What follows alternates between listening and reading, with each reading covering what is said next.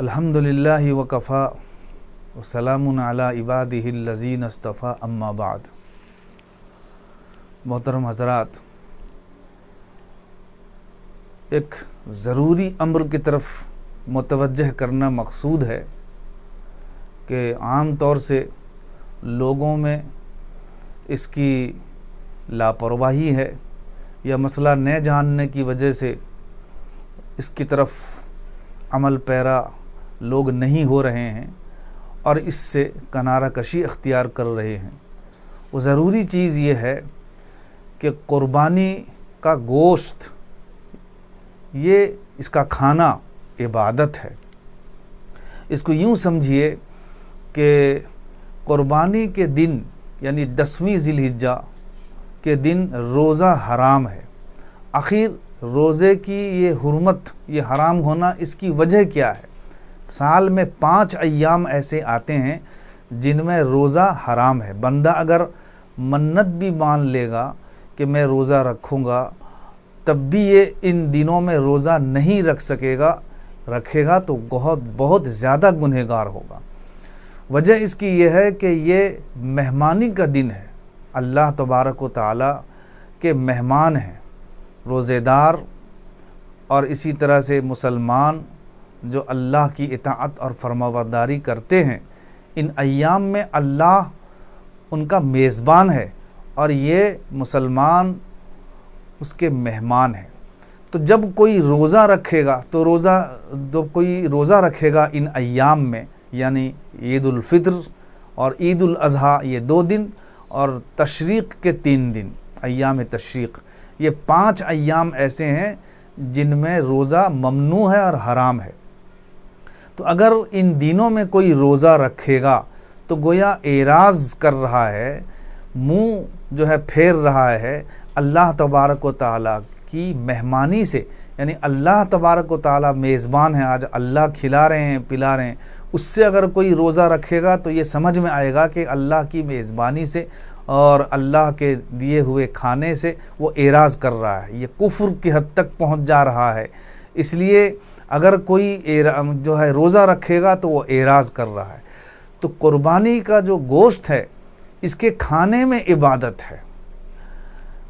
क़ुरबानी के गोश्त में मुस्तहब ये है कि कम अज़ कम तिहाई गुरबा और मसाकीन को तक़सीम करे और 1/3 अपने अइज़्ज़ा और अकारिब में ख़र्च करे और 1/3 अपने घर में खाए। यही वजह है कि अगर किसी का घर, किसी का कुंबा, किसी का ख़ानदान, किसी के घर के अफराद बहुत ज़्यादा हों और इतने ज़्यादा हों कि पूरे गोश्त को रख लेने में कोई हर्ज नहीं है और वो ज़रूरत भी है उनको कि पूरा गोश्त रख लें, तो रख सकता है। इसमें कोई कबाहत नहीं है, कोई ऐसी बुराई या इसकी वजह से क़ुरबानी में कोई खलल आए, ऐसी कोई चीज़ नहीं है। तो क़ुरबानी के गोश्त खाने में इबादत है।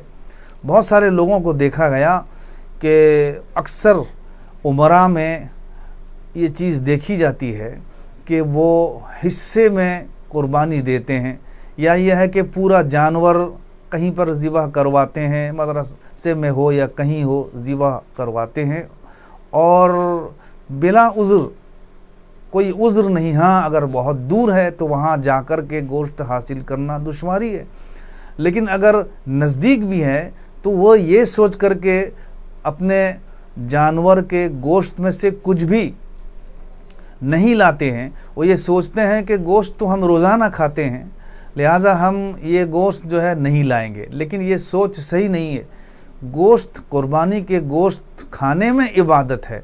अल्लाह ताला ने ये मौका दिया है और इसी वजह से आप अगर गौर करें, सोचें कि ईद उल अज़हा के दिन मुस्तहब ये है कि ईद की नमाज से पहले कुछ न खाया जाए।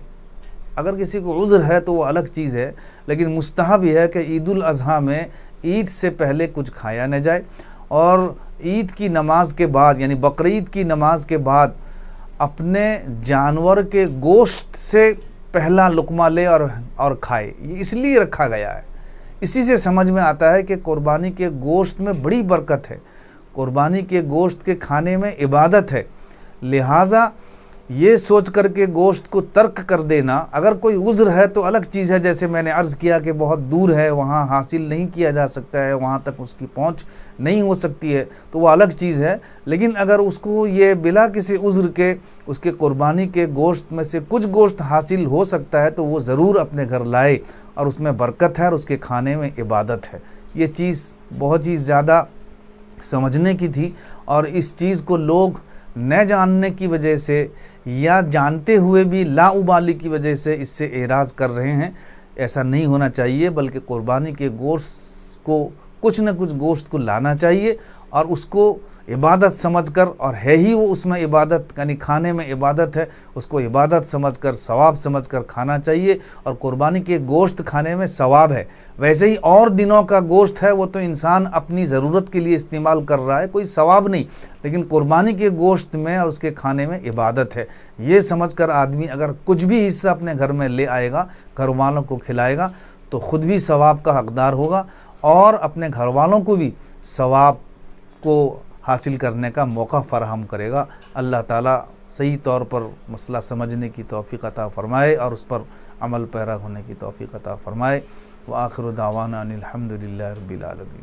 MARB دینی معلومات چینل کو سبسکرائب کریں اور گھنٹی والے نشان کو ضرور دبائیں تاکہ ہماری ہر نئی ویڈیو آپ تک پہنچتی رہے۔ ویڈیو کو لائک اور شیئر ضرور